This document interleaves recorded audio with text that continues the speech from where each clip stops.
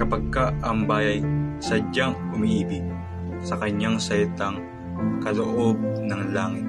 Sanlang kalayaan nasa ring masapi, katulad ng ibong nasa ipakubit.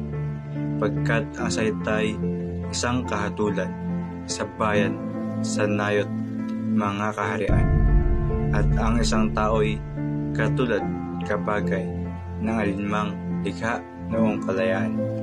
Ang hindi magmahal sa kanyang salita, mahigit sa hayop at malansang isda.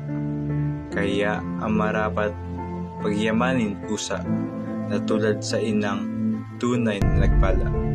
Ang wikang Tagalog tulad din sa Latin, sa Ingles, Kastila at salitang anghel, sapagkat ang poong maalam tumingin ang siyang nagawad nagbigay sa atin.